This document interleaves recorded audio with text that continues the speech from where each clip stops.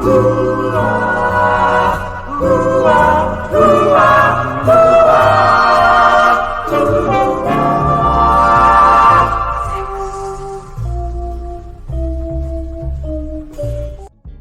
up, what up, what up? It's your boy Big Vern coming on the tail end of the show talking about Nick Saban. He calls it a career at Alabama. After 17 years in Tuscaloosa, Nick Saban is walking away. Shout out to him. First of all, perhaps to Nick Saban, who was able to produce some of the most memorable games in college football history. Also, much love to him and the legacy he left behind in Alabama. Now, this was covered also in The Athletic. I was shocked to learn that Nick Saban is 72 years old. I don't know about you, but he looks damn good to be 72. I don't know what fountain of youth this white man has found, but he looks good for 72. I would have guessed him to be in his late 50s, early 60s, but no, this dude is 72 years old. Trust me, if I'm 70, I don't want to be working anywhere. But now he gets time to enjoy his grandkids, his wife, and just, like I said, live out your golden years. So, like I said, much love and peace to him. And on a football side, this has to tear out the heart of the kids at Alabama, because they committed to coming to Alabama and actually trying to play for a legend. Again, we covered it here. Alabama has the second recruiting class. They've got the second recruiting class in the country next year. A favorable schedule outside of Georgia, where that gets decided right away. And the finale in Texas. They get LSU after another break. I mean, it was setting up for the Alabama Crimson Tide to be in the football championships next year. But with this new revelation of him retiring, I don't know where that puts the recruits at. Do you decommit? Do you leave? I mean, it's not a bait and switch. It's not like Nick Saban was recruiting kids and letting them know, hey, look, I'm going to be here. I'm your coach. And then he left and took another job. He just retired. But we'll get into that and much more when we come back from another break of an unofficial sponsor of the show.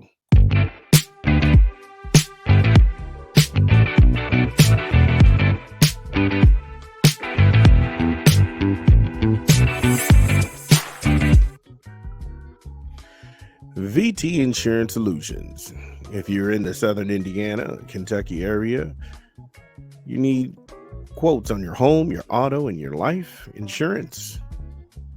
Contact the good folks at VT Insurance Solutions.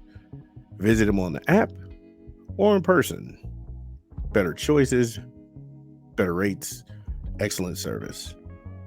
VT Insurance Solutions. Okay, so when we go back and we look at everything that's happened, Greg Bryan, the athletic director at Alabama, he had nothing but congratulatory things to say to Nick Saban, as anybody would.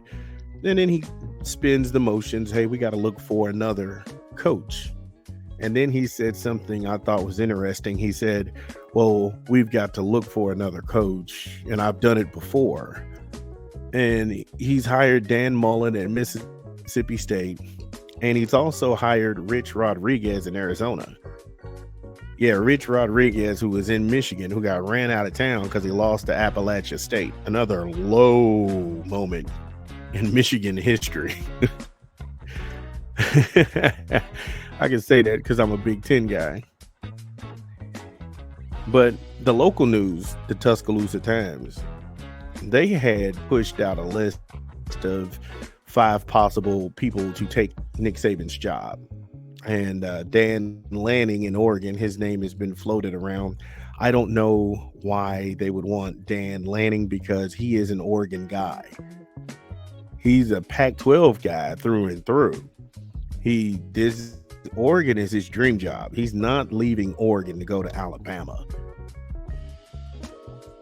Steve Sarkisian at Texas.